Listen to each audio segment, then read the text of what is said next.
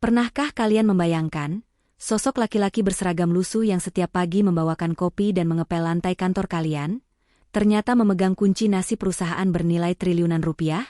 Di gedung Titan Tower yang megah ini, dua orang CEO wanita yang cantik namun sombong, Wulan dan Mawar, tidak pernah menyangka bahwa tantangan angkuh yang mereka berikan kepada seorang office boy bernama Irfan, justru menjadi bumerang yang akan mengubah hidup mereka selamanya. Siapa sebenarnya Irfan? Dan bagaimana ia bisa menaklukkan keangkuhan 200 bisnis ini, hanya dengan spidol dan papan tulis? Simak cerita penuh intrik dan kejutan ini sampai akhir hanya di saluran kesayangan kita, Ken Arok Productions.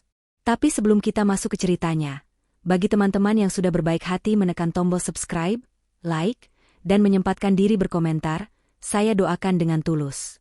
Semoga Allah melimpahkan rezeki yang mengalir deras tiada henti, diberikan kesehatan yang paripurna, keberkahan dalam setiap langkah, serta kebahagiaan lahir dan batin untuk kalian dan keluarga. Amin, amin ya Rabbal Alamin. Semoga doa kita bersama ini dikabulkan oleh Tuhan semesta alam.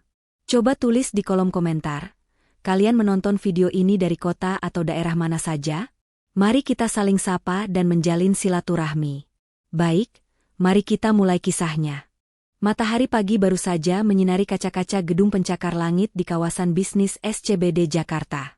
Di lobi gedung Titan Tower yang lantainya terbuat dari marmer impor mengkilap, ratusan karyawan berpakaian rapi berlalu lalang dengan tergesa-gesa. Suara ketukan sepatu hak tinggi dan aroma parfum mahal memenuhi udara.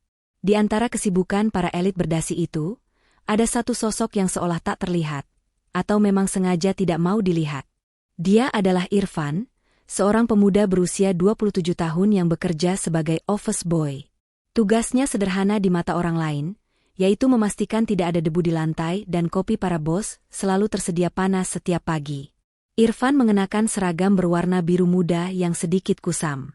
Wajahnya tertutup topi yang agak ditarik ke bawah dan kacamata berbingkai tebal yang membuatnya terlihat lugu, bahkan sedikit membosankan. Tidak ada yang menyangka bahwa di balik tatapan matanya yang tenang itu, tersimpan otak jenius yang pernah mengguncang pasar modal Asia. Namun pagi itu, Irfan memilih untuk menunduk, mengepel noda kopi yang baru saja ditumpahkan oleh seorang manajer yang lewat tanpa meminta maaf. Bagi mereka, Irfan hanyalah properti kantor, sama seperti pot bunga atau tempat sampah di sudut ruangan. Saat jam istirahat tiba dan lobi sedikit sepi, Irfan berdiri di dekat pos keamanan, menatap layar televisi besar yang menayangkan berita ekonomi terkini. Di layar, seorang pengamat ekonomi sedang berbicara dengan berapi-api tentang prediksi kejatuhan nilai tukar rupiah dan krisis saham gabungan yang akan terjadi minggu depan. Satpam yang berjaga di sana, Pak Asep, geleng-geleng kepala sambil membetulkan sabuknya. Waduh, Fen. Kalau dengar berita begini, Bapak jadi pusing. Harga beras pasti naik lagi nih kalau ekonomi hancur. Keluh Pak Asep sambil menyeruput teh hangatnya. Irfan tersenyum tipis. Matanya masih fokus membaca pita teks berjalan di bawah layar televisi yang menampilkan angka-angka indeks saham. Dia melihat sesuatu yang luput dari pandangan sang pakar ekonomi di televisi itu. Ada pola anomali pada data pembelian bahan baku industri yang justru menunjukkan tren positif, berlawanan dengan analisis sang pakar. Tenang saja, Pak Asep, jawab Irfan dengan nada suara rendah namun sangat yakin. Minggu depan harga justru akan stabil. Itu cuma kepanikan sesaat karena ada rumor dari pasar luar negeri. Kalau Bapak perhatikan, arus kas perusahaan retail lokal malah sedang kuat-kuatnya. Jangan buru-buru jual emas simpanan istri Bapak ya. Pak Asep menoleh, menatap Irfan dengan kening berkerut. Dia sering lupa kalau teman bicaranya ini cuma seorang office boy. Cara Irfan bicara barusan terdengar lebih meyakinkan daripada manajer investasi yang sering lewat di lobi. Ah, kamu ini sok tahu. Fen, kerja lep-lep meja saja kok bicaranya kayak Menteri Keuangan. Canda Pak Asep sambil tertawa renyah, menepuk bahu Irfan. Irfan hanya terkekeh pelan, kembali memasang topeng polosnya. Namanya juga nonton TV gratisan. Pak, ya sudah, saya mau naik ke lantai 20 dulu. Katanya dua bos besar kita, Bu Wulan dan Bu Mawar sedang ribut lagi soal laporan keuangan. Saya harus siap-siap kalau ada gelas pecah atau kopi yang perlu diseduh ulang. Irfan mengangkat ember pelnya dan berjalan menuju lift barang di belakang. Langkahnya tegap, tidak seperti orang yang lelah bekerja fisik. Di dalam lift yang sepi, dia melihat pantulan dirinya di dinding besi. Senyum lugunya menghilang, berganti dengan tatapan tajam dan dingin. Dia tahu, di lantai atas sana, badai besar sedang terjadi di perusahaan ini. Data keuangan yang kacau balau sedang membuat para petinggi panik. Dan tanpa mereka sadari, solusi dari masalah triliunan rupiah itu sedang naik lift barang, membawa kain pel dan seember air sabun. Suasana di lantai 50 gedung Titan Tower terasa sangat berbeda dengan lobi di bawah. Jika di lobi udaranya terasa hangat dan sibuk, di lantai eksekutif ini udara terasa membeku, dingin, dan mencekam. Bukan hanya karena pendingin ruangan yang dipasang pada suhu terendah, melainkan karena aura permusuhan yang begitu kental dari dua penguasa lantai tersebut. Di sayap kiri berkantor Mawar, CEO divisi keuangan yang dikenal dingin, elit, dan selalu mengukur segala sesuatu dengan angka. Sementara di sayap kanan adalah wilayah kekuasaan Wulan, CEO divisi operasional yang agresif, meledak-ledak, dan menghalalkan segala cara untuk menang. Keduanya sedang memperebutkan satu kursi panas yang akan kosong bulan depan, yaitu kursi direktur utama perusahaan induk. Siang itu, koridor panjang yang menghubungkan ruangan mereka menjadi medan pertempuran. Mawar baru saja keluar dari ruang rapat dengan wajah masam, diikuti oleh beberapa staf yang menunduk ketakutan. Langkahnya terhenti ketika berpapasan langsung dengan Wulan yang juga berjalan angkuh dari arah berlawanan. Para karyawan di sekitar mereka seketika menahan napas, seolah oksigen di ruangan itu mendadak habis. Mawar menatap Wulan dari ujung kaki hingga ujung kepala dengan tatapan merendahkan. Dia membetulkan letak kacamata mahalnya sebelum membuka suara dengan nada datar namun menusuk. Saya baru melihat laporan pengeluaran tim operasional kamu bulan ini, Wulan. Sangat menyedihkan. Bagaimana bisa kamu bermimpi memimpin perusahaan ini jadi direktur utama, kalau mengurus efisiensi pabrik saja kamu tidak becus? Angka-angka di laporanmu itu merah semua, persis seperti lipstikmu yang terlalu tebal itu. Wulan tidak tinggal diam. Wajahnya memerah menahan amarah. Dia melipat kedua tangannya di dada, membalas serangan itu dengan suara lantang yang sengaja dikeraskan agar didengar oleh seluruh staf lantai 50. Jaga mulutmu, Mawar. Tim saya bekerja keras di lapangan, bukan cuma duduk manis di ruangan ber-AC sambil memain-mainkan rumus Excel seperti tim kamu. Masalahnya bukan di operasional, tapi tim keuanganmu yang tidak becus mengalokasikan dana. Jangan coba-coba melempar kesalahan padaku di depan rapat pemegang saham besok. Kalau saham kita anjlok, itu karena analisismu yang tumpul. Ketegangan memuncak. Amira, seorang sekretaris magang yang kebetulan lewat membawa tumpukan dokumen tebal, terjebak di antara dua singa betina itu. Tangannya gemetar hebat. Dia mencoba menyelinap lewat pinggir dinding agar tidak terlihat, namun nasib berkata lain. Kaki Amira tersandung karpet tebal, membuat satu map terjatuh tepat di dekat sepatu hak tinggi Mawar. Maafkan saya, Bu Mawar. Cicit Amira ketakutan sambil buru-buru memungut map itu. Mawar menendang pelan map itu menjauh dengan ujung sepatunya, seolah itu adalah sampah menjijikan. Lihat, Wulan, bahkan merekrut karyawan rendahan yang bisa jalan dengan benar saja kamu tidak mampu. Bagaimana perusahaan ini mau maju? Wulan mendengus kasar, tidak membela Amira, malah ikut menyalahkan. Heh, anak magang. Kalau jalan pakai mata. Bikin malu divisi saja. Cepat pergi dari sini sebelum saya pecat kamu sekarang juga. Amira bergegas lari sambil menahan air mata, meninggalkan dua bos besar yang kembali saling tatap dengan nyalang. Bagi Mawar dan Wulan, orang-orang seperti Amira atau Irfan si office boy hanyalah serangga kecil yang tidak berarti. Mereka terlalu sibuk dengan ego masing-masing, tanpa menyadari bahwa kesombongan itulah yang akan segera menjatuhkan mereka ke titik terendah. Sore itu, langit di luar jendela kaca gedung Titan Tower berubah menjadi kelabu pekat, seolah alam semesta sedang mengirimkan sinyal bahaya yang akan menimpa perusahaan raksasa ini. Pertengkaran sengit antara Mawar dan Wulan di koridor tadi, hanyalah permulaan dari mimpi buruk yang sesungguhnya. Tepat pukul 3 sore, ketika para karyawan sedang berjuang melawan rasa kantuk, teriakan histeris terdengar dari ruang kendali data pusat. Bukan teriakan kaget biasa, melainkan jeritan kepanikan murni yang membuat bulu kuduk siapapun yang mendengarnya berdiri. Kepala divisi IT berlari keluar ruangan dengan wajah pucat pasi, nyaris menabrak pintu kaca. Dia berteriak memanggil nama Mawar dan Wulan. Di layar-layar monitor besar yang menempel di dinding ruang kerja, grafik pergerakan saham perusahaan yang tadinya berwarna hijau stabil, tiba-tiba menukik tajam ke bawah membentuk garis merah vertikal yang mengerikan. Dalam hitungan menit, nilai perusahaan anjlok ratusan miliar rupiah. Suasana kantor yang tenang seketika berubah menjadi pasar yang rusuh. Telepon berdering di mana-mana, para investor marah menuntut penjelasan. Mawar dan Wulan bergegas masuk ke ruang kendali data. Wajah angkuh mereka lenyap seketika, digantikan oleh raut ketakutan yang nyata. Mawar langsung mencengkeram kerah baju salah satu staf analis terbaiknya. Apa yang terjadi? Kenapa saham kita terjun bebas begini? Jelaskan, bentak Mawar dengan suara bergetar. Staf itu gemetar hebat, jari-jarinya menari panik di atas papan ketik komputer namun tidak membuahkan hasil. Kami tidak tahu, Bu. Tiba-tiba saja sistem membaca ada kerugian operasional sebesar 2 triliun rupiah. Padahal secara fisik uangnya ada, pabrik berjalan normal. Tapi sistem terus melaporkan kita bangkrut. Algoritmanya kacau, Bu. Kami sudah cek semua baris kode tapi tidak ketemu di mana salahnya.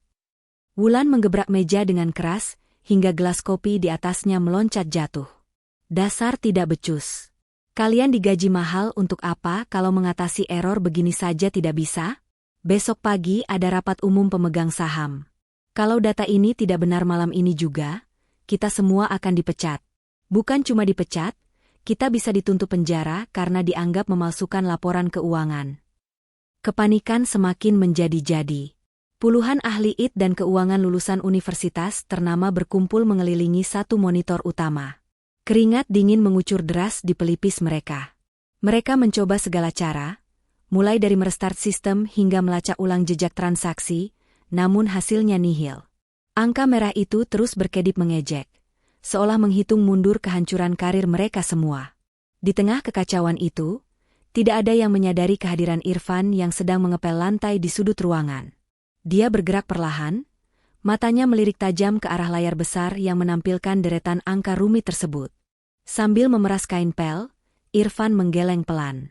Dia melihat sesuatu yang luput dari pandangan puluhan sarjana di ruangan itu. Sebuah celah kecil, sebuah manipulasi data yang sangat halus namun mematikan.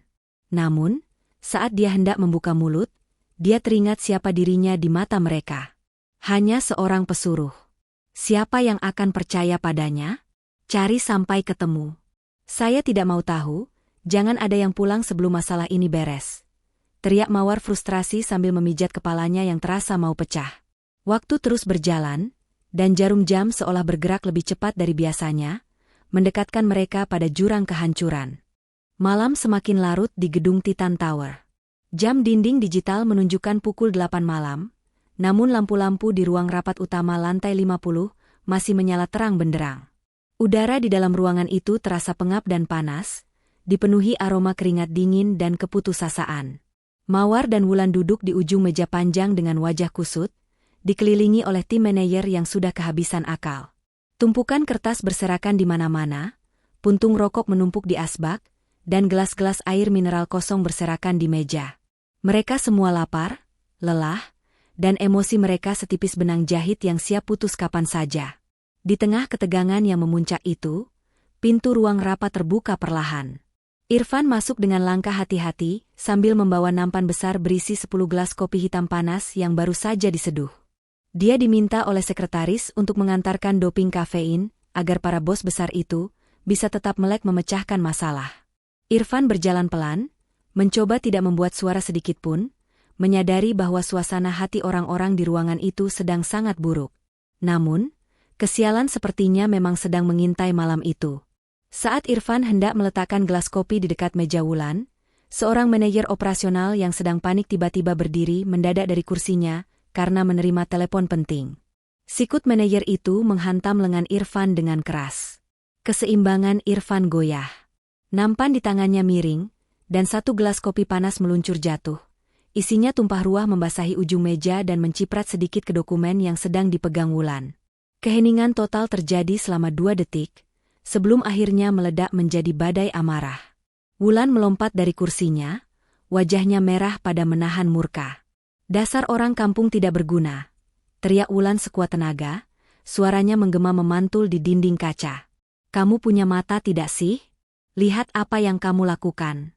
Dokumen ini penting. Bodoh. Kamu pikir ini warung kopi pinggir jalan tempat kamu biasa nongkrong?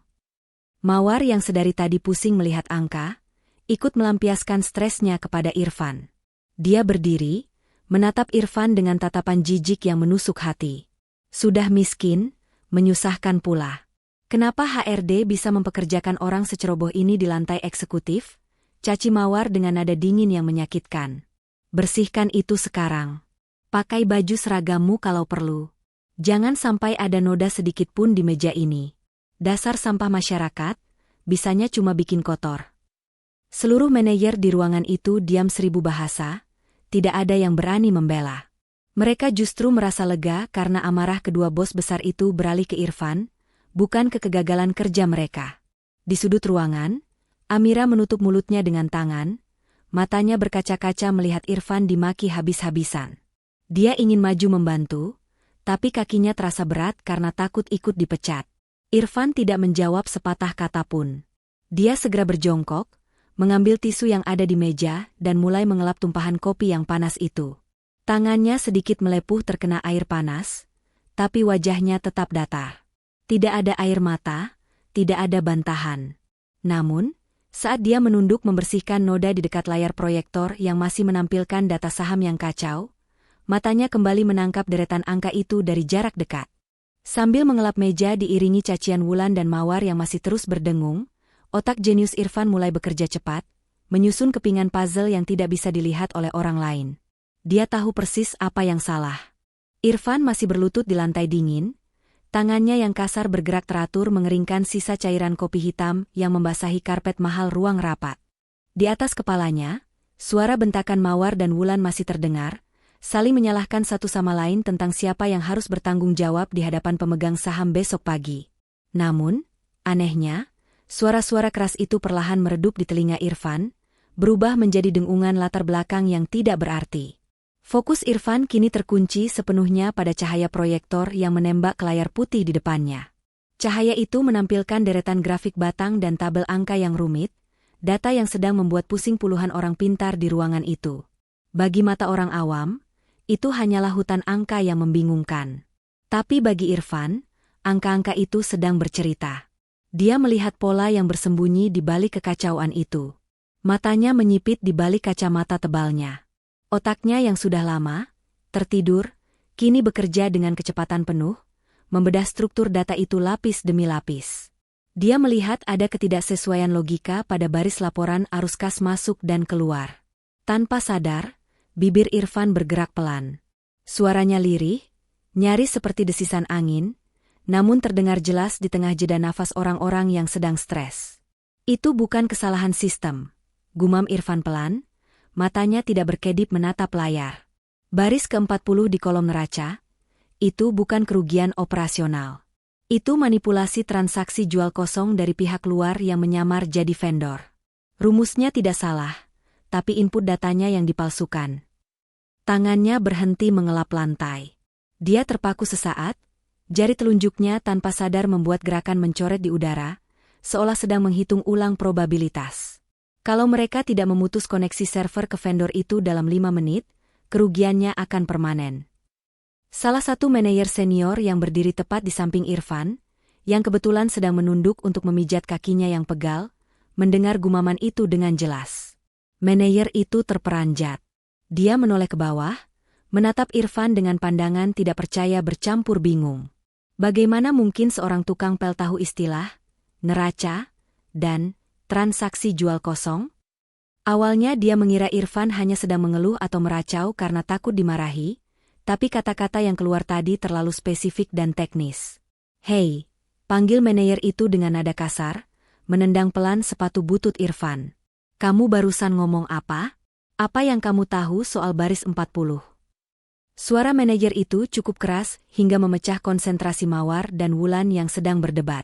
Ruangan mendadak hening kembali. Semua mata kini tertuju pada Irfan yang masih berjongkok dengan kain pel kotor di tangannya. Irfan tersentak kaget, menyadari bahwa dia baru saja melanggar aturan utamanya sendiri, jangan pernah terlihat pintar. Dia mendongak, menatap wajah-wajah berkuasa yang kini memandangnya dengan tatapan menyelidik dan merendahkan. Rahasia di balik topeng lugunya terancam terbongkar malam ini juga. Laporan manajer tadi membuat Wulan meledak dalam tawa yang mengerikan. Dia tertawa terbahak-bahak sambil memegang perutnya, suara tawanya melengking memantul di dinding ruangan, terdengar sangat sumbang dan penuh penghinaan. Dia menunjuk-nunjuk ke arah manajer yang melapor tadi dengan wajah merah, padam karena geli bercampur marah. "Kamu dengar itu, Mawar?" seru Wulan di sela-sela tawanya yang mengejek. "Staf kamu saking putus asanya sampai mendengar petuah ekonomi dari seorang tukang pel. Sejak kapan standar perusahaan kita jadi serendah ini? Apa besok kita harus minta nasihat dari satpam parkiran juga?" Para manajer lain ikut tertawa kecil. Bukan karena lucu, tapi karena takut pada Wulan. Mereka merasa lega karena sebentar lagi ada kambing hitam baru yang akan dijadikan bulan-bulanan. Namun, Mawar tidak tertawa. Dia justru menatap Irfan dengan tatapan dingin dan tajam, seolah sedang meneliti seekor tikus laboratorium yang aneh. Mawar merasa harga dirinya sudah hancur lebur malam ini karena kegagalan timnya, dan dia butuh pelampiasan. Dia butuh seseorang untuk diinjak agar dia bisa merasa sedikit lebih tinggi. Mawar berjalan perlahan mendekati Irfan yang sudah berdiri menunduk. Sepatu hak tingginya berdetak konstan di lantai marmer, menciptakan irama intimidasi. Dia berhenti tepat di depan Irfan, lalu dengan gerakan cepat merampas spidol hitam dari tangan salah satu stafnya. "Berdiri tegak," bentak Mawar tiba-tiba. Irfan mengangkat wajahnya, menatap lurus ke mata Mawar yang penuh kebencian. "Kamu bilang kamu tahu soal manipulasi data? Wah, hebat sekali," ucap Mawar dengan nada sarkasme yang kental. "Sekolah di mana kamu dulu? Universitas menyeduh kopi? Atau institut pembersih kaca?" Mawar melemparkan spidol itu ke dada Irfan. Spidol itu membentur seragam biru Irfan lalu jatuh menggelinding di lantai. "Ambil," perintah Mawar dingin. "Kalau kamu memang merasa sok tahu dan sok pintar, buktikan. Coba kamu jelaskan data saham 5 tahun ke belakang yang ada di papan itu, lalu berikan prediksimu untuk pasar besok pagi." Wulan yang masih duduk di kursinya ikut memanaskan suasana. Dia tersenyum miring, menikmati pertunjukan perundungan ini. "Ide bagus, Mawar. Ayo, nak, hibur kami sedikit. Anggap saja ini pertunjukan sirkus badut sebelum kita semua jadi pengangguran besok. Tapi ingat, kalau kamu cuma bengong atau bicara ngawur, saya pastikan kamu keluar dari gedung ini tanpa pesangon sepeser pun. Bahkan sisa gajimu bulan ini akan saya potong untuk ganti rugi karpet yang kamu basahi itu." Seluruh ruangan menatap Irfan dengan tatapan meremehkan. Bagi mereka, ini hanyalah lelucon kejam untuk membuang waktu. Tidak ada satupun yang berharap Irfan benar-benar bisa menulis sesuatu yang masuk akal. Mereka menunggu momen di mana Irfan akan menangis atau memohon ampun, memberikan kepuasan batin bagi para bos yang sombong itu. Namun, tangan Irfan perlahan bergerak ke bawah, memungut spidol yang tergeletak di dekat kakinya. Dia menggenggam spidol itu erat-erat, bukan dengan gemetar ketakutan, melainkan dengan kemantapan seorang prajurit yang baru saja memegang pedangnya kembali. Wulan belum puas hanya dengan melihat Irfan memegang spidol itu. Baginya, menghancurkan mental seorang bawahan adalah hiburan tersendiri di tengah stres yang melanda. Dia memutar kursi kerjanya menghadap penuh ke arah Irfan, lalu menyilangkan kaki dengan anggun namun penuh intimidasi. Wajah cantiknya dihiasi senyum licik yang membuat siapapun yang melihatnya bergidik ngeri. "Tunggu sebentar, Mawar," sela Wulan sambil mengangkat tangannya, menghentikan Irfan yang baru saja hendak melangkah ke papan tulis. Hanya menyuruhnya menulis angka itu membosankan. "Bagaimana kalau kita buat ini lebih menarik? Kita butuh sedikit drama untuk mencairkan suasana tegang ini, bukan?" Mawar menaikkan satu alisnya, menatap rekan kerjanya itu dengan bingung. "Apa maksudmu, Wulan? Jangan buang-buang waktu." Wulan tertawa kecil, matanya berbinar jahat. "Kita beri dia motivasi tingkat tinggi. Hei, tukang bersih-bersih. Dengarkan tawaran saya baik-baik. Kalau analisis kamu malam ini ternyata lebih akurat daripada tim ahli kami yang lulusan Harvard ini, dan kalau ocehanmu tadi bisa menyelamatkan perusahaan dari kehancuran besok pagi." Wulan sengaja menggantung kalimatnya, membiarkan keheningan menggantung di udara. Dia mencondongkan tubuhnya ke depan, menatap Irfan lekat-lekat. Kalau kamu berhasil, kamu boleh memilih. Nikahi saya, atau nikahi Mawar. Kami berdua yang akan datang melamar kamu secara resmi di depan keluargamu. Kamu akan langsung naik kasta dari pemegang kain pel jadi suami CEO. Bagaimana? Tawaran yang menggiurkan, kan? Seluruh ruangan meledak dalam gelak tawa. Para manajer dan staf tertawa terpingkal-pingkal sambil memegangi perut mereka. Bagi mereka, lelucon Wulan adalah hal paling konyol yang pernah mereka dengar. Membayangkan seorang office boy dekil bersanding dengan salah satu dari 200 bisnis Jakarta, adalah hal yang lebih mustahil daripada matahari terbit dari barat. Mawar mendengus kesal, merasa dijadikan bahan taruhan, tapi kesombongannya mengalahkan akal sehatnya. Dia yakin 1000% Irfan tidak akan mampu menulis satu rumus pun yang benar. Jadi, dia memutuskan untuk ikut bermain dalam permainan gila ini, demi mempermalukan Wulan nantinya. Saya setuju, ucap Mawar dingin, suaranya memotong tawa orang-orang. Tapi ingat syaratnya, kalau kamu gagal, dan saya yakin kamu pasti gagal, kamu harus merangkak keluar dari ruangan ini sambil menggonggong seperti anjing. Lalu jangan pernah tampakkan wajahmu lagi di kawasan SCBD seumur hidupmu. Amira yang berdiri di pojok ruangan menutup mulutnya dengan tangan, matanya terbelalak ngeri. Hatinya sakit melihat betapa kejamnya orang-orang kaya ini, mempermainkan nasib orang kecil. Dia ingin berteriak agar Irfan menolak dan lari saja, tapi suaranya tercekat di tenggorokan. Di tengah riuh rendah tawa penghinaan itu, Irfan hanya diam. Dia tidak ikut tertawa, juga tidak terlihat marah. Wajahnya datar, setenang permukaan danau yang dalam. Dia menatap Wulan, lalu beralih menatap Mawar. Tidak ada rasa takut di matanya, hanya tatapan kasihan melihat betapa rendahnya moral manusia-manusia di hadapannya ini. Alih-alih gemetar ketakutan atau bersujud memohon ampun seperti yang diharapkan oleh para petinggi di ruangan itu, Irfan justru melakukan hal yang membuat tawa mereka perlahan mati satu persatu. Dia menarik napas panjang, membuangnya perlahan, dan dengan tenang membuka tutup spidol di tangannya. Bunyi, klik, kecil dari tutup spidol itu terdengar sangat nyaring di ruangan yang mendadak hening karena kebingungan melihat reaksi sang office boy. Perubahan drastis terjadi pada bahasa tubuh Irfan. Bahunya yang selama ini selalu membungkuk tanda hormat dan rendah diri, kini tegak sempurna. Punggungnya lurus, kepalanya terangkat, dan sorot matanya yang tadi redup di balik kacamata tebal, kini memancarkan aura dominasi yang sangat kuat. Seolah-olah seragam biru kusam yang dipakainya lenyap, digantikan oleh jubah kekuasaan yang tak kasat mata. Dia bukan lagi Irfan si penyeduh kopi, dia adalah predator puncak yang baru saja bangun dari tidur panjangnya. Dia berjalan santai menuju papan tulis kaca besar yang memenuhi dinding depan, lalu berbalik menatap Mawar dan Wulan dengan tatapan yang membuat kedua wanita itu, tanpa sadar memundurkan punggung mereka ke sandaran kursi. Ada rasa terintimidasi yang aneh yang tiba-tiba menyergap hati mereka, sebuah perasaan yang seharusnya tidak mungkin muncul saat berhadapan dengan seorang bawahan rendahan. Kalian berdua saksinya, ucap Irfan dengan suara bariton yang berat dan penuh wibawa, jauh berbeda dengan suara cempreng yang biasa dia buat-buat saat mengantar minuman. Seluruh manajer di ruangan ini juga saksinya. Janji adalah utang, dan di dunia bisnis, reputasi adalah segalanya. Irfan menunjuk Wulan dengan ujung spidolnya, sebuah gestur yang sangat tidak sopan namun entah mengapa terlihat sangat pantas dia lakukan saat itu. Kamu bilang mau melamar saya kalau analisis saya benar? Bagus. Siapkan materai 10.000 sekarang juga. Saya tidak mau nanti kalian berdalih ini cuma gurauan saat harga diri kalian hancur melihat kenyataan di papan tulis ini.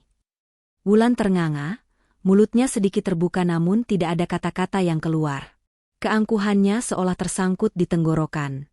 Dia ingin marah karena merasa direndahkan, tapi keberanian di mata Irfan membungkamnya.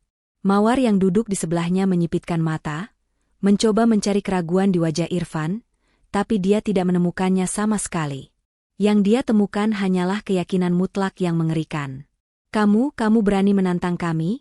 Desis Mawar, suaranya tidak lagi setegas tadi. Irfan tersenyum miring, senyum yang penuh misteri. Bukan saya yang menantang, Bu Mawar.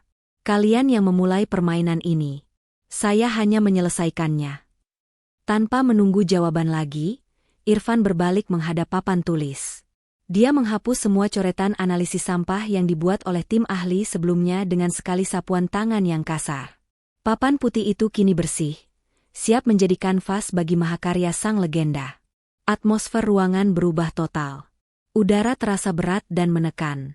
Jantung para manajer berdegup kencang, menanti apa yang akan diguratkan oleh tangan kasar seorang office boy itu. Apakah ini awal dari sebuah keajaiban, atau akhir dari sebuah lelucon konyol? Tidak ada yang berani berkedip. Jika ruangan itu sebelumnya riuh dengan tawa penghinaan, kini satu-satunya suara yang terdengar hanyalah decitan ritmis dari ujung spidol yang beradu dengan permukaan kaca papan tulis. Irfan tidak menulis, dia menari.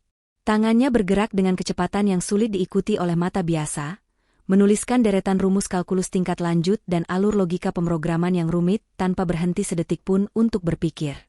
Seolah-olah seluruh data itu sudah ada di kepalanya, dan dia hanya tinggal menyalinnya ke papan tulis. Irfan membagi papan tulis menjadi 3 bagian besar. Di sisi kiri, dia membedah laporan arus kas 5 tahun terakhir. Dengan ketelitian seorang dokter bedah, dia melingkari merah setiap titik di mana data tidak sinkron. Kalian lihat rasio likuiditas di kuartal kedua ini? Suara Irfan memecah keheningan, berat dan otoritatif. Tanpa menoleh ke belakang, dia melanjutkan, tim analis kalian bilang ini dampak inflasi. Salah besar. Ini adalah divergensi buatan. Ada dana yang diputar paksa ke rekening bayangan di luar negeri tepat 3 detik sebelum pasar tutup setiap hari Jumat. Para staf ahli yang tadinya meremehkan, kini mulai berdiri dari kursi mereka satu persatu. Mata mereka terbelalak, mulut menganga tak percaya. Mereka saling pandang, lalu buru-buru mengecek laptop mereka, memverifikasi apa yang dikatakan Irfan. Wajah mereka perlahan memucat saat menyadari bahwa office boy ini benar. Irfan bergerak ke bagian tengah papan. Dia menggambar grafik pergerakan saham gabungan, IHSG, dan membandingkannya dengan performa internal perusahaan. Garis-garis yang dia tarik tegas dan presisi. Dan untuk masalah hari ini, lanjut Irfan, tangannya kini menunjuk grafik yang menukik tajam tadi sore. Kalian panik karena algoritma membaca ada kerugian 2 triliun. Padahal, kalau kalian perhatikan volume order di baris kode biner ini, Irfan menuliskan deretan angka biner 0 dan 1 dengan cepat, lalu mencoret 2 digit di tengahnya.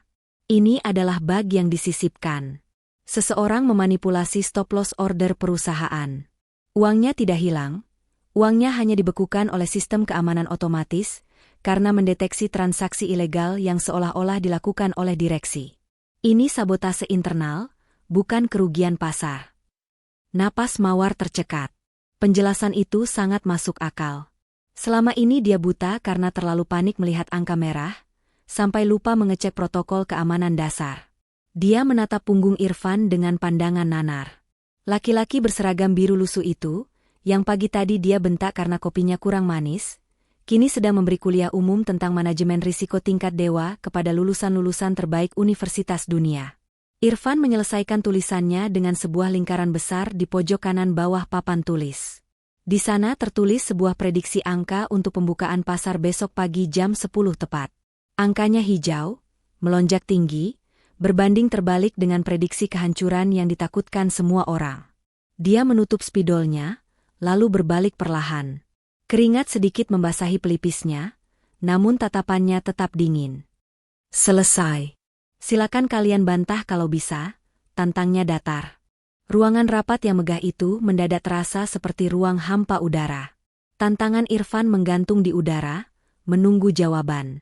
Awalnya, Mawar ingin membentak. Ingin mengatakan bahwa semua tulisan di papan itu hanyalah coretan orang gila yang asal tulis. Namun, matanya, mata seorang lulusan terbaik sekolah bisnis luar negeri, tidak bisa berbohong. Semakin lama dia menatap papan tulis itu, semakin keringat dingin mengucur di punggungnya. Dia mengenali pola itu. Dia mengerti logika di balik rumus yang ditulis Irfan. Struktur analisisnya begitu elegan, efisien, dan menakutkan karena keakuratannya. Itu adalah level pemahaman yang bahkan tidak dimiliki oleh profesornya dulu. 1 menit berlalu tanpa ada yang berani bersuara. Para manajer dan staf ahli yang tadi tertawa paling keras, kini menunduk dalam-dalam, berpura-pura sibuk mengecek laptop mereka. Mereka semua melakukan hal yang sama, menjalankan simulasi data berdasarkan rumus Irfan. Mereka berharap Irfan salah, Mereka berdoa agar ada satu saja koma yang meleset supaya harga diri mereka terselamatkan. Namun, layar komputer mereka menampilkan kenyataan pahit. Keheningan itu akhirnya pecah oleh suara gemetar Pak Handoko, kepala divisi IT yang rambutnya sudah memutih. Dia berdiri perlahan, melepas kacamatanya dengan tangan yang gemetar hebat. Bu Mawar, Bu Wulan. Panggil Pak Handoko lirih, suaranya serak seolah tercekat. Saya baru saja melakukan debugging pada sistem keamanan sesuai instruksi kode biner yang ditulis Irfan di papan tulis itu. Mawar menoleh cepat, tatapannya tajam namun penuh ketakutan. Lalu, bilang kalau dia salah. Bilang kalau anak ini cuma membual. Desak Mawar, nada suaranya terdengar putus asa. Pak Handoko menggeleng lemah, wajahnya pucat pasi seperti orang yang baru melihat hantu. Saya tidak bisa, Bu. Hasilnya valid 100%. Sistem mendeteksi adanya malware penyelundup di gerbang pembayaran vendor. Setelah saya hapus sesuai kode Irfan, notifikasi kerugian 2 triliun itu hilang. Saldo kita kembali normal. Dia benar, Bu. Anak ini benar mutlak. Pengakuan itu menghantam Wulan dan Mawar bagaikan petir di siang bolong. Wulan merosot lemas di kursinya, seolah tulang kakinya dilolosi. Mulutnya terkatup rapat, kesombongannya hancur berkeping-keping di lantai marmer itu. Mereka baru saja diselamatkan oleh orang yang mereka hina, orang yang mereka jadikan bahan taruhan konyol. Amira, yang masih berdiri di pojok ruangan, menatap Irfan dengan mata berbinar kagum. Jantungnya berdegup kencang. Dia melihat sosok Irfan bukan lagi sebagai teman berbagi nasi bungkus yang sederhana, melainkan sebagai raksasa yang sedang berdiri tegak di antara para kurcaci sombong. Irfan tidak tersenyum sombong mendengar pengakuan itu. Dia hanya melirik jam dinding yang menunjukkan pukul 10 malam. Pekerjaan saya belum selesai, ucap Irfan datar, memecah kekakuan di antara para bos yang masih syok. Itu baru membereskan masalah hari ini. Untuk prediksi besok pagi jam 10, kalian harus siapkan rilis pers sekarang juga. Umumkan buyback saham segera setelah pasar buka. Kalau kalian telat 1 menit saja, momentumnya hilang. Dan tolong, seseorang bawakan saya air mineral. Menjelaskan kebodohan kalian ternyata membuat tenggorokan saya kering. Fajar menyingsing di ufuk timur Jakarta, namun bagi penghuni lantai 50 gedung Titan Tower, malam itu terasa tidak pernah berakhir. Tidak ada satupun dari mereka yang pulang ke rumah. Mawar dan Wulan duduk terpaku di depan dinding monitor raksasa di ruang pusat kendali saham, mata mereka merah karena kurang tidur dan kelebihan kafein. Kemeja rapi mereka sudah kusut, rambut yang biasanya tertata sempurna kini sedikit berantakan. Ketegangan di ruangan itu 1000 kali lebih mencekam daripada final Piala Dunia. Ini adalah momen penghakiman. Apakah coretan spidol seorang office boy benar-benar bisa melawan hukum pasar? Atau mereka baru saja melakukan bunuh diri massal dengan mengikuti saran gila itu? Tepat pukul 9 pagi, lonceng pembukaan Bursa Efek Indonesia berbunyi. Seluruh napas di ruangan itu tertahan. Detik-detik pertama terasa menyiksa. Grafik saham perusahaan Titan Group bergerak liar, naik turun tidak menentu seperti detak jantung orang yang sedang sekarat. Warna merah masih mendominasi. Wulan meremas pegangan kursinya, hingga buku-buku jarinya memutih. Lihat. Masih merah, desis Wulan panik. Kita sudah habis. Mawar, seharusnya kita tidak mendengarkan bocah ingusan itu. Kita baru saja menghamburkan sisa uang kas untuk buyback saham di saat harga jatuh. Mawar tidak menjawab, bibirnya gemetar. Dia melirik ke sudut ruangan. Di sana, Irfan duduk santai di atas tumpukan kardus berkas, menyeruput kopi hitam dari gelas plastik seolah-olah dia sedang menonton acara kartun pagi, bukan menonton nasib triliunan rupiah yang sedang dipertaruhkan. Ketenangan Irfan itu justru membuat Mawar semakin mual karena cemas. Namun, jarum jam terus bergerak mendekati pukul 10 tepat. Waktu keramat yang dilingkari Irfan di papan tulis semalam. Tunggu. Seru salah satu analis senior, matanya melebar menatap layar. Ada pergerakan volume beli yang masif dari investor asing. Tepat pada detik di mana jam digital berubah menjadi pukul 10, keajaiban itu terjadi. Seolah dikomando oleh tangan tak terlihat, grafik saham Titan Group yang tadinya lesu, tiba-tiba melesat naik secara vertikal membentuk garis hijau tebal yang menembus batas atas.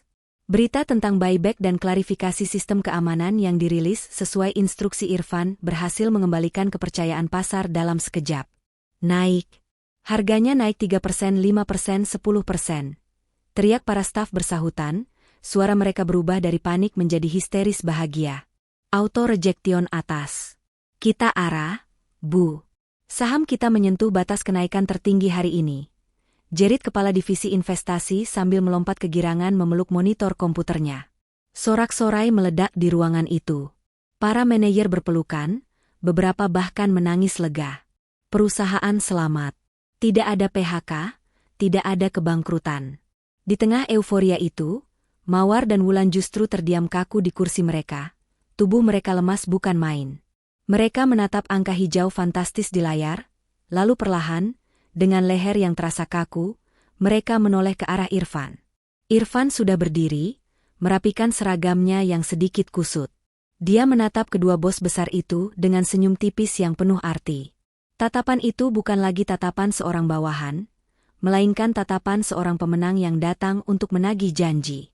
Bagi Mawar dan Wulan, angka keuntungan triliunan rupiah di layar itu mendadak tidak ada artinya dibandingkan dengan taruhan harga diri yang baru saja mereka kalahkan secara telak. Suasana di lantai eksekutif gedung Titan Tower berubah drastis 180 derajat setelah kejadian pagi itu. Jika sebelumnya Irfan diperlakukan seperti hantu yang tak kasat mata, kini dia menjadi pusat gravitasi yang menarik perhatian semua orang, terutama 200 lebah yang kini sedang gelisah di singgasana mereka. Taruhan itu bukan sekadar omong kosong belaka. Itu adalah bom waktu yang kini meledak di hati Mawar dan Wulan. Rasa gengsi mereka yang setinggi langit kini bertarung hebat dengan perasaan kagum yang aneh dan mendadak muncul. Wulan, yang selalu agresif dan tidak mau kalah, melakukan pergerakan pertama. Siang itu, saat jam makan siang, dia memanggil Irfan ke ruangannya. Bukan untuk memarahinya, melainkan menyambutnya dengan senyum manis yang dipaksakan namun terlihat menggoda. Di atas mejanya, sudah terhidang menu makan siang mewah dari restoran bintang 5, steak wagyu, lobster, dan hidangan penutup yang harganya setara gaji Irfan 3 bulan. Duduklah, Irfan, ucap Wulan dengan nada suara yang dilembut-lembutkan, membuat bulu kuduk Irfan sedikit merinding. Saya sadar saya terlalu keras padamu kemarin. Anggap ini permintaan maaf kecil dari saya. Oh ya, dan ini? Wulan menggeser sebuah kotak bludru hitam ke arah Irfan. Isinya adalah jam tangan mewah seharga sebuah mobil keluarga. Untuk menunjang penampilanmu. Calon suami seorang CEO tidak boleh terlihat lusuh, kan? Sementara itu, Mawar mengambil pendekatan yang berbeda. Dia tidak menyogok dengan barang, tapi dengan rasa ingin tahu yang obsesif. Diam-diam, Mawar menyuruh asisten pribadinya untuk menggali seluruh data masa lalu Irfan. Saat dia membaca berkas yang ditemukan, tentang prestasi akademik yang terkubur dan jejak digital analisis keuangannya yang brilian, jantung Mawar berdebar kencang. Dia sadar, Irfan bukan sekadar office boy yang beruntung. Dia adalah aset bernilai triliunan yang sedang menyamar. Mawar mulai mencegat Irfan di setiap kesempatan. Di pantry, di lift, bahkan saat Irfan sedang membuang sampah. Tatapan Mawar yang biasanya dingin kini berubah menjadi tatapan memuja yang posesif. Kamu tidak pantas memegang sapu itu, Irfan, bisik Mawar saat memojokkan Irfan di koridor sepi. Jarak wajah mereka begitu dekat, hingga Irfan bisa mencium aroma parfum mahal Mawar. Otakmu terlalu seksi untuk disia-siakan di sini. Jadilah pendampingku. Kita bisa menguasai seluruh pasar saham Asia berdua. Lupakan Wulan, dia cuma peduli uangmu. Aku peduli pada kecerdasanmu. Lucunya, kedua wanita berkuasa yang biasanya saling cakar demi jabatan ini, sekarang diam-diam bersaing memperebutkan perhatian seorang tukang bersih-bersih. Mereka mulai merubah penampilan menjadi lebih feminin, tertawa lebih keras saat Irfan lewat, dan saling menyindir soal siapa yang lebih pantas mendampingi sang jenius. Namun, di tengah badai rayuan dan kemewahan yang disodorkan itu, Irfan tetaplah Irfan. Dia hanya menanggapi dengan anggukan sopan yang kaku, lalu pamit undur diri untuk menyikat. Hari itu, ketenangan semu di gedung Titan Tower kembali pecah. Kali ini bukan karena krisis saham, melainkan karena kedatangan tamu agung yang membuat seluruh jajaran direksi gemetar lututnya. Sebuah mobil Rolls-Royce Phantom hitam mengkilap berhenti tepat di depan lobi utama, dikawal oleh iring-iringan motor besar. Dari dalam mobil mewah itu, turunlah Pak Broto, konglomerat legendaris pemilik grup perusahaan induk yang membawahi Titan Tower. Sosoknya dikenal sebagai Dewa Uang di Indonesia, orang yang satu tanda tangannya bisa merubah nasib sebuah kota. Mawar dan Wulan yang mendengar kabar ini langsung berlarian turun ke lobi, saling sikut untuk berdiri paling depan. Mereka sudah berdandan maksimal, siap menjilat dan memamerkan keberhasilan mereka menyelamatkan perusahaan kemarin, tentu saja tanpa menyebut nama Irfan. Saat Pak Broto melangkah masuk dengan tongkat komandonya yang ikonik, suasana lobi hening total. Ratusan karyawan menunduk hormat. "Selamat datang, Pak Broto. Sebuah kehormatan besar bagi kami," sapa Wulan dengan senyum paling manis yang pernah dia buat, berusaha meraih tangan Pak Broto untuk bersalaman. Mawar tidak mau kalah, langsung menyela, "Laporan keuangan sudah kami stabilkan, Pak. Kinerja kami di kuartal ini sangat..." Namun, Pak Broto sama sekali tidak menggubris uluran tangan mereka. Matanya yang tua namun tajam itu menyapu seluruh penjuru lobi, seolah mencari sesuatu yang jauh lebih berharga daripada dua CEO di depannya. Tiba-tiba, pandangannya terkunci pada sosok Irfan yang sedang berdiri di dekat pilar belakang, memegang kantong plastik hitam berisi sampah kertas. Mawar yang melihat arah pandang Pak Broto langsung panik. Dia mengira Pak Broto marah melihat ada office boy kotor di area VIP. "Heh, kamu, minggir," desis Mawar kepada Irfan, matanya melotot garang. "Jangan bikin malu di depan Pak Broto, cepat pergi ke belakang." Tapi yang terjadi selanjutnya membuat jantung semua orang seolah berhenti berdetak. Pak Broto, sang konglomerat yang angkuh itu, justru berjalan cepat setengah berlari menghampiri Irfan. Dia mengabaikan Mawar dan Wulan, lalu di depan ratusan pasang mata, Pak Broto menundukkan badannya dalam-dalam, melakukan gestur penghormatan yang sangat takzim kepada si office boy. "Guru." Suara Pak Broto bergetar penuh haru. "Sudah 3 tahun saya mencari Anda ke seluruh penjuru dunia. Ternyata naga senyap bersembunyi di gedung saya sendiri." Wulan melongo, rahangnya nyaris jatuh ke lantai. Guru? Pak Broto, maaf, Bapak pasti salah orang. Dia cuma Irfan, tukang pel kami." Pak Broto berbalik, menatap Wulan dengan tatapan membunuh yang membuat nyali wanita itu ciut seketika. "Tukang pel? Lancang sekali mulutmu.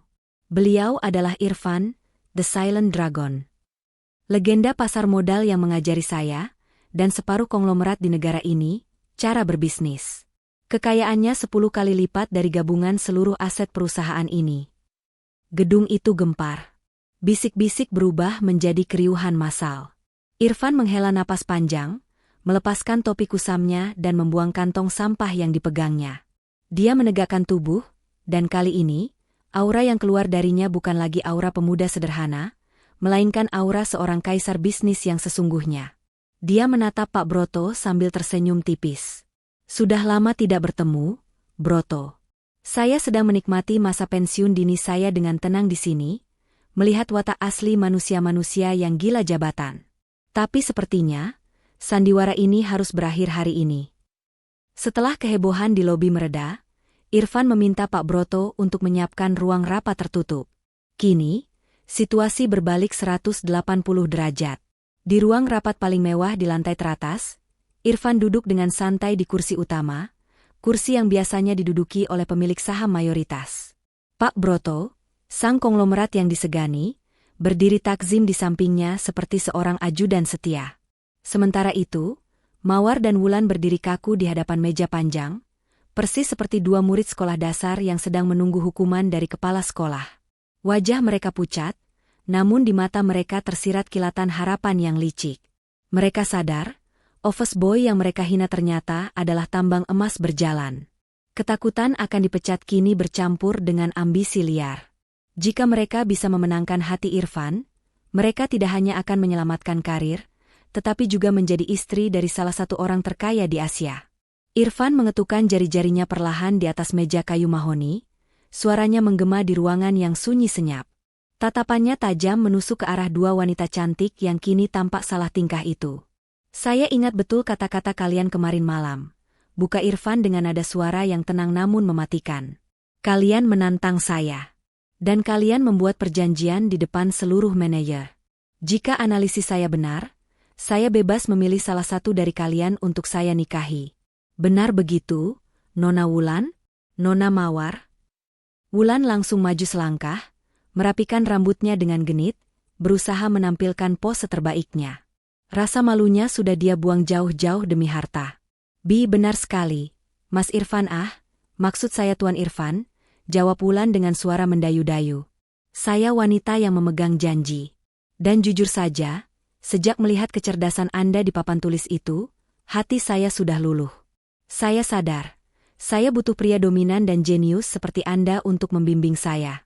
Lupakan sikap kasar saya dulu, itu hanya cara saya menguji mental calon pemimpin masa depan. Mawar tidak mau kalah. Dia menyikut Wulan ke samping dan menatap Irfan dengan mata berkaca-kaca yang dibuat-buat. Jangan dengarkan dia, Tuan Irfan. Wulan hanya menginginkan uang Anda. Tapi saya melihat potensi Anda sejak awal. Ingat saat saya menyuruh Anda ke ruangan saya? Itu karena saya ingin mengenal Anda lebih jauh. Pilihlah saya. Saya lulusan terbaik, kita setara secara intelektual. Kita bisa menjadi power couple yang mengguncang dunia bisnis. Keduanya mulai berdebat kecil di depan Irfan, saling menjatuhkan dan mempromosikan diri sendiri layaknya barang dagangan di etalase toko. Sungguh pemandangan yang menyedihkan. Dua CEO yang sombong, kini mengemis cinta palsu demi status sosial. Irfan mengangkat tangannya, seketika membungkam perdebatan mereka. Dia tersenyum, namun senyum itu tidak mencapai matanya. Cukup, potong Irfan tegas. Kalian benar. Sesuai perjanjian, hak memilih ada di tangan saya mutlak. Kalian berdua sudah menyerahkan nasib kalian pada keputusan saya hari ini. Irfan berdiri perlahan, berjalan memutari meja menuju ke arah pintu ruangan. Jantung Mawar dan Wulan berdegup kencang, mengira Irfan akan menghampiri salah satu dari mereka untuk melamar. Namun, Irfan justru melewati mereka begitu saja, menuju ke pintu keluar dan membukanya lebar-lebar. Masuklah, perintah Irfan lembut ke arah seseorang yang berdiri di luar. Semua mata tertuju ke pintu. Sosok yang melangkah masuk membuat Mawar dan Wulan terbelalak kaget, seolah tidak percaya dengan apa yang mereka lihat. Itu bukan pejabat, bukan artis, dan bukan putri konglomerat. Itu adalah Amira, sekretaris magang yang selalu mereka bentak, kini berdiri dengan wajah bingung dan takut, meremas ujung rok kerjanya yang sederhana. Saya sudah menentukan pilihan saya, ucap Irfan lantang, suaranya menggelegar memenuhi ruangan, membuat lutut Mawar dan Wulan lemas seketika. Keheningan di ruangan itu pecah berkeping-keping oleh suara teriakan Wulan yang melengking tinggi. Dia menatap Amira dengan tatapan tidak percaya, seolah-olah Irfan baru saja memilih seekor kucing jalanan daripada singa betina yang agung. Wajah Mawar pun tidak kalah syok. Bibirnya gemetar menahan amarah yang meluap-luap. Harga diri mereka sebagai wanita karir yang sukses dan cantik serasa diinjak-injak di depan mata kepala mereka sendiri. Tunggu. Ini pasti lelucon, kan? Jerit Wulan histeris, jarinya menunjuk wajah polos Amira dengan kasar. Anda memilih dia? Anak magang bodoh yang bahkan tidak becus membawa tumpukan kertas? Apa kelebihannya dibandingkan kami? Dia miskin, tidak punya koneksi, dan penampilannya kampungan. Tuan Irfan, tolong gunakan logika bisnis Anda. Menikahi dia tidak akan memberi nilai tambah apapun pada aset Anda. Irfan tidak menggubris teriakan itu. Dia berjalan mendekati Amira yang masih mematung kebingungan. Dengan lembut, Irfan meraih tangan gadis itu. Tangan yang kasar karena sering bekerja membantu orang tuanya itu, kini digenggam erat oleh tangan sang pemilik triliunan rupiah. Amira menatap Irfan dengan mata berkaca-kaca, masih tidak mengerti apa yang sedang terjadi. Mas Irfan, kenapa saya? Saya cuma orang kecil. Bisik Amira lirih. Irfan tersenyum, kali ini senyum yang sangat tulus dan hangat. Dia berbalik menatap Mawar dan Wulan dengan tatapan sedingin es. Kalian bertanya apa kelebihannya? Suara Irfan rendah namun menggelegar. Saat kalian sibuk menertawakan sepatu butut saya, Amira adalah satu-satunya orang yang bertanya apakah saya sudah makan siang. Saat kalian memaki saya karena lantai basah, dia yang memberikan tisu untuk mengelap keringat saya. Kalian melihat saya sebagai office boy yang pantas diludahi, tapi dia melihat saya sebagai manusia yang pantas dihormati. Irfan mengambil jeda sejenak, membiarkan kata-katanya menampar kesadaran kedua wanita sombong itu. Dalam dunia investasi, saya selalu mencari aset yang memiliki value tersembunyi, bukan yang kemasannya mentereng tapi isinya kosong. Hati Amira lebih berharga daripada gabungan seluruh saham yang kalian miliki. Jadi, jawabannya mutlak. Saya memilih Amira. Mawar terduduk lemas di kursi, air matanya menetes bukan karena sedih, tapi karena rasa malu yang amat sangat. Dia kalah telak. Namun, kejutan Irfan belum selesai. Dia mengambil sebuah map dokumen dari tangan Pak Broto, dan melemparkannya ke atas meja di hadapan Mawar dan Wulan. Dan satu hal lagi. Sesuai aturan pasar modal, pagi ini saya sudah mengakuisisi 60% saham Titan Group lewat perusahaan induk saya. Artinya, mulai detik ini, saya adalah pemilik mutlak gedung ini. Irfan menatap kedua mantan bosnya itu dengan tajam. Kalian tidak dipecat. Itu terlalu mudah. Mulai besok, struktur organisasi berubah. Amira akan saya sekolahkan lagi dan dia akan menjabat sebagai direktur komisaris yang mengawasi kinerja kalian. Dan kalian berdua, silakan turun ke lantai 1. Posisi customer service sedang kosong. Belajarlah tersenyum dan melayani orang lain dengan tulus dari bawah. Kalau tidak sanggup, silakan angkat kaki sekarang juga. Tanpa menunggu jawaban, Irfan merangkul bahu Amira dan membimbingnya keluar ruangan. Ayo, sayang. Kita makan nasi uduk di kantin. Aku lapar. Mereka berdua melangkah pergi, meninggalkan Mawar dan Wulan yang menangis terseduh-seduh di ruang rapat yang dingin, meratapi kesombongan yang telah menghancurkan istana emas mereka sendiri. Mungkin banyak dari kalian yang masih bertanya-tanya, atau mungkin Mawar dan Wulan juga masih tidak habis pikir, kenapa harus Amira? Kenapa seorang triliuner memilih gadis magang yang lugu dan bukan wanita karir yang setara dengannya? Untuk menjawab itu, mari kita putar waktu mundur sejenak ke beberapa bulan yang lalu. Ke momen-momen sunyi di mana kamera CCTV kantor merekam kejujuran hati yang sesungguhnya. Ingatan Irfan melayang ke sebuah siang yang terik di tangga darurat lantai 20. Saat itu, Irfan sedang duduk sendirian di anak tangga beton yang dingin, memegang sepotong roti tawar kering untuk mengganjal perutnya yang lapar. Dia sengaja makan di sana agar tidak diusir oleh satpam kantin, karena membawa makanan dari luar. Tiba-tiba, pintu tangga darurat terbuka perlahan. Amira muncul dengan wajah kaget, tangannya memegang 2 kotak bekal makanan. Alih-alih jijik atau melaporkan Irfan karena makan di area terlarang, Amira justru tersenyum lebar dan duduk di anak tangga sebelah Irfan tanpa ragu. Dia menyodorkan 1 kotak bekal berwarna oranye. Mas Irfan belum makan, kan? Kebetulan sekali, ibu saya tadi pagi masak nasi uduk kebanyakan. Saya bingung mau kasih siapa, kalau dibuang sayang pamali. Mas Irfan mau bantu menghabiskannya? Kata-kata itu diucapkan dengan sangat halus. Irfan tahu Amira berbohong soal masak kebanyakan. Dia tahu Amira sengaja menyisihkan separuh bekalnya, karena sering melihat Irfan cuma minum air putih saat jam istirahat. Di suapan nasi uduk sederhana itulah, Irfan merasakan kemewahan yang tidak bisa dibeli dengan uang, yaitu rasa dimanusiakan. Lalu ingatan berpindah ke sore hari yang hujan deras di depan lobi. Irfan berdiri kedinginan menunggu bus jemputan karyawan yang telat. Sebuah mobil sedan mewah melaju kencang keluar dari drop-off zone. Itu mobil Mawar.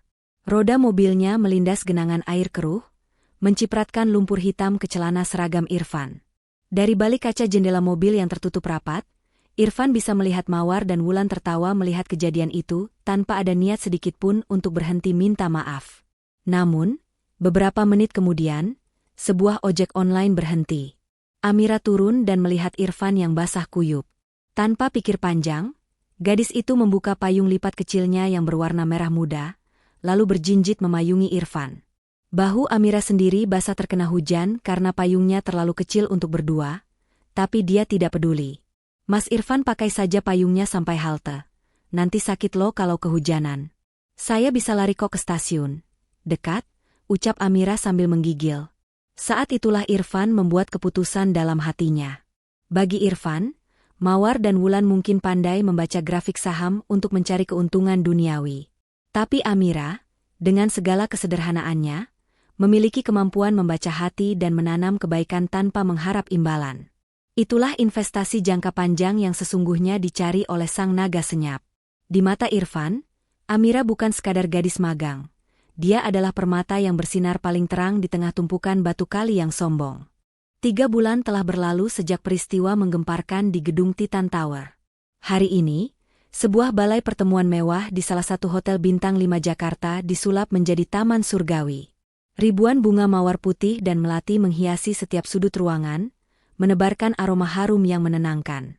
Ini adalah hari pernikahan Irfan dan Amira. Tamu-tamu undangan yang hadir bukan sembarang orang.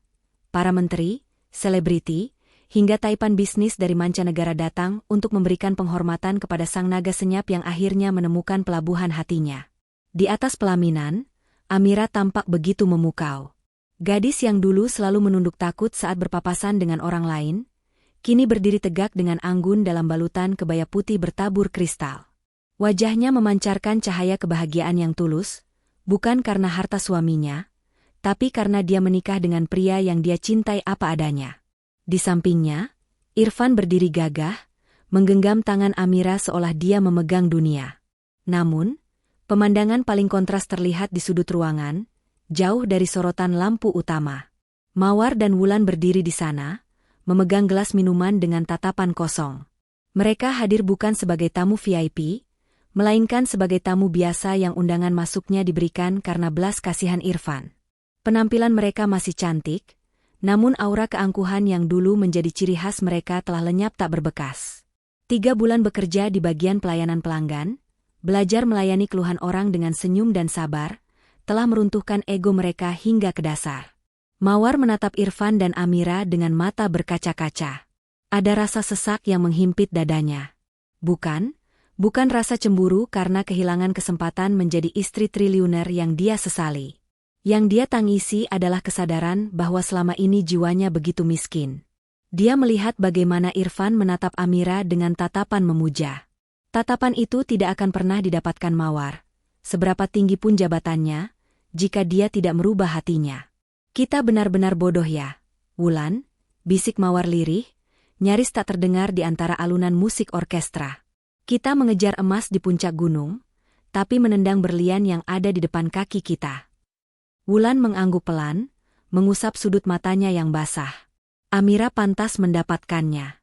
Dia punya sesuatu yang tidak bisa kita beli dengan gaji CEO. Ketulusan. Di atas pelaminan, pandangan Irfan tak sengaja bertemu dengan kedua mantan bosnya itu. Irfan tidak membuang muka. Dia justru mengangguk pelan sambil tersenyum tipis. Sebuah isyarat damai yang menyeratkan bahwa dia sudah memaafkan masa lalu, asalkan mereka mau berubah. Mawar dan Wulan menundukkan kepala, membalas penghormatan itu dengan rasa malu sekaligus terima kasih, karena masih diberi kesempatan untuk memperbaiki diri di perusahaan. Kisah ini mengajarkan kita satu hal penting, sahabat Ken Arok, bahwa roda kehidupan itu berputar. Jangan pernah meremehkan siapapun hanya karena pakaian mereka lusuh, atau pekerjaan mereka terlihat rendah. Karena bisa jadi, orang yang kita hina hari ini adalah orang yang akan memegang nasib kita esok hari. Ingatlah, di atas langit masih ada langit, dan kekayaan sejati bukanlah saldo di rekening, melainkan kebaikan yang tertanam di dalam hati. Terima kasih sudah mendengarkan kisah Irfan dan Amira sampai akhir. Semoga cerita ini menjadi pelajaran berharga bagi kita semua, untuk selalu memanusiakan manusia.